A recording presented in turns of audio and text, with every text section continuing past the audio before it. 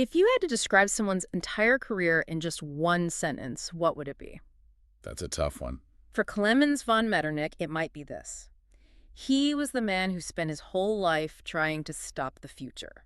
That is a perfect way to put it. Today, we're going to unpack the incredible career of Europe's most powerful diplomat and look at the political system he built to hold back the tide of change after years of total chaos. And that chaos for him was the French Revolution. Mm. He's born in 1773, so by the time he's a young man, he's seen it all. The collapse of the old order, kings beheaded. Exactly. Society turned completely upside down and just constant brutal war spreading everywhere. That experience was, absolutely central to how he saw the world. So it wasn't just that he disliked revolutions. It was a core belief, right? He thought that rule by kings and queens was the only way to keep things safe. The only way. In his mind, everything else led straight back to the guillotine. And he wasn't some minor official. Oh, not at all. Metternich came from a major noble family, got the best education you could imagine in politics, in law. He shot up the ranks in the Austrian Empire service. He was known for being brilliant, wasn't he? Exceptionally. Spoke multiple languages, and crucially, he was a master political operator. He knew that diplomacy was often more about calculation than just raw power. But right as he's rising, his career is immediately threatened by, well, the biggest military genius of the age. Napoleon Bonaparte. Right. While Metternich is making moves in the Austrian court, Napoleon is literally redrawing the map of Europe. And Austria was losing badly. They were forced into these humiliating treaties. Metternich actually served as the Austrian ambassador in Paris for a while. So he had a front row seat. The best seat in the house. He saw Napoleon's ego up close, his endless ambition, and he realized Napoleon didn't want peace. He wanted total control. So what do you do? Austria couldn't win on the battlefield. He knew they needed a different strategy. He realized that a direct fight was it was pointless until Napoleon pushed things too far. So he played a waiting game. A brilliant, patient, decades-long waiting game. He's a pragmatist. He even arranged a marriage between Napoleon and the Austrian emperor's daughter. Wow. That seems like giving in. It looked like submission, and it was a huge political risk. But Metternich was buying time. He knew one country couldn't stop France alone. His whole plan was to play the long game and secretly build a grand coalition of allies. And that brings us to 1814. Napoleon is finally defeated, he's exiled, and Europe has this massive mess to clean up. 25 years of war and chaos. The answer to cleaning it up was the Congress of Vienna. And this was really Metternich's moment to shine. Absolutely, his finest hour. The Congress of Vienna was the most important diplomatic meeting of the entire 19th century. It lasted for almost a year. And Metternich was the host. Which meant he controlled everything. The agenda, who sat where, the pace of the talks. It made him, without a doubt, the most influential man in Europe. And you have to remember, this wasn't just a stuffy meeting in a boring room. No, not at all. They called it the Dancing Congress for a reason. Because Metternich was constantly hosting balls, dinners, hunting parties. Exactly. That whole social scene was critical to his plan. He knew the real deals weren't made in the official meetings. They were made over a glass of wine at midnight. Or during a conversation at a ball. He used charm, flattery, amazing food to smooth over all the tension between Russia, Prussia, Britain, Austria. And the goal was simple. Lasting peace. And making sure that the spirit of revolution was stamped out for good. Okay, so to get that lasting peace, he built this whole new world order on two major ideas. Let's start with the first one, the principle of legitimacy. What did that actually mean? Legitimacy to Metternich meant putting the rightful rulers back on their thrones. The old royal families. Yes, the ones Napoleon had kicked out and replaced with his own relatives. Metternich saw that as completely illegal, just pure chaos. So if Napoleon got rid of the King of France, the Congress said, nope, the king goes back, whether the French people wanted him or not. That's the heart of it. Metternich believed stability came from history and tradition.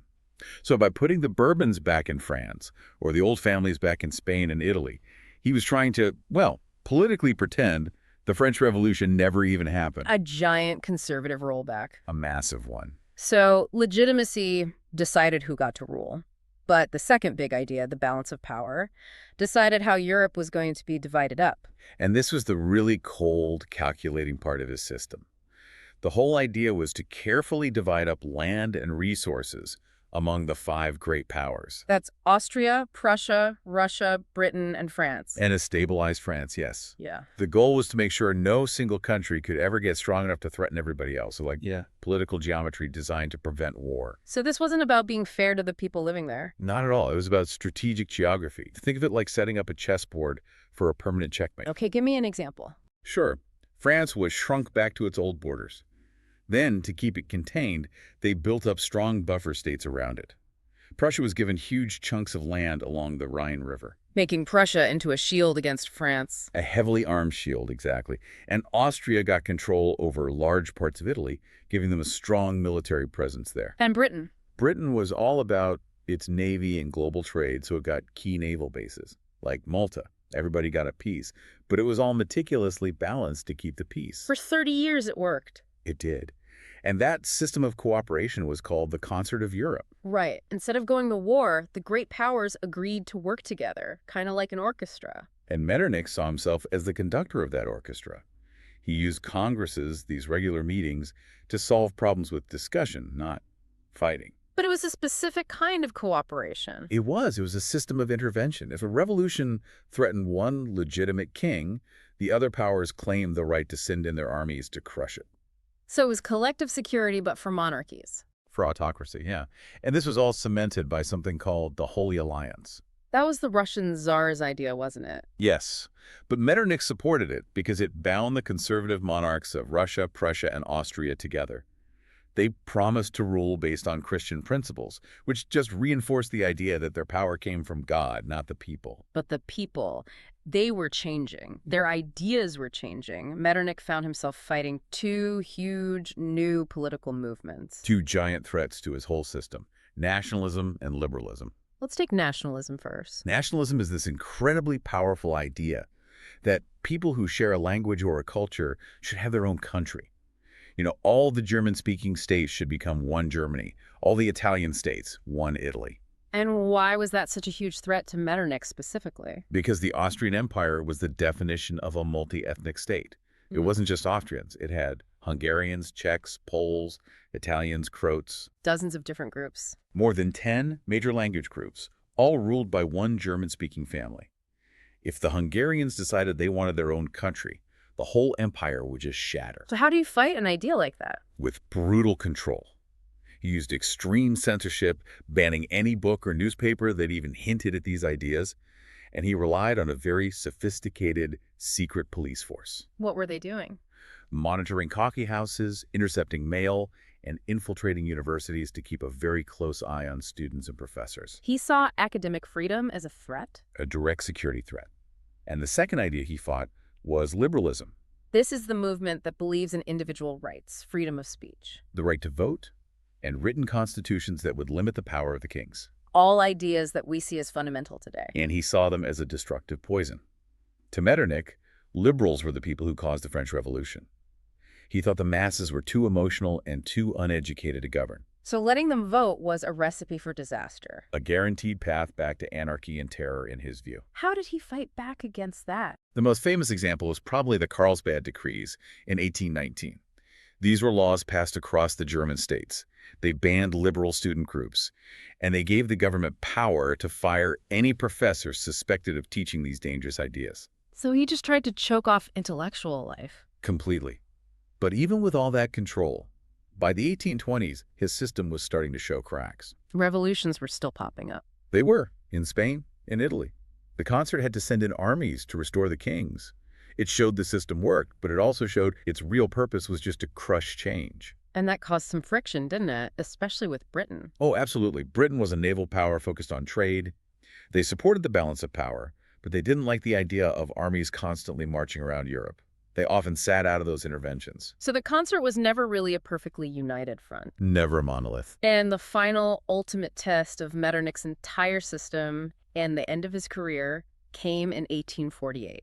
The year 1848 was just a massive explosion. Revolutions erupted everywhere, all at once. Paris, Berlin, Vienna. People were just fed up with censorship, with poverty, with having no rights. The pressure cooker he had been sitting on for 30 years just blew. It blew. The force was unstoppable. What did that look like in Vienna? It must have been terrifying for him. It was complete panic. Angry crowds of students and workers flooded the streets, demanding a constitution and demanding the dismissal of the one man they saw as the symbol of all their problems, Metternich. And the emperor couldn't control it. The army couldn't contain it. It's weird. The emperor, desperate to save his own throne, finally gave in to the pressure. So after decades as the most powerful man in Europe, he was just abandoned. Humiliatingly. Oh. He was forced to resign. He had to flee Vienna in the middle of the night, disguised as an old man to escape the crowds. Wrong. And he ended up in exile in London while the entire conservative system he had built just collapsed around him. He did eventually go back to Austria, but he never held power again. So how should we judge him? Is he a villain who crushed progress or a genius who kept the peace? It really, really depends on what you value. If you value individual liberty and free speech, then yes, he's the villain who spent 30 years crushing human rights. But if you value international stability above everything else, he was a brilliant statesman. You can't really argue with the result. For 40 years after 1815, there were no huge continent-spanning wars between the great powers. That peace came directly from his system. And that's his lasting legacy. His ideas about creating a balance between rivals and using international conferences to manage crises, that's still the foundation of modern diplomacy today. He proved rivals can cooperate if the alternative is total destruction. So his whole career was a bet that stability was more important than freedom. And his story really forces you to think about that tension. When does the need for security justify suppressing the rights of the individual? It's a question we are still trying to answer. Good luck with your studies. See you next time.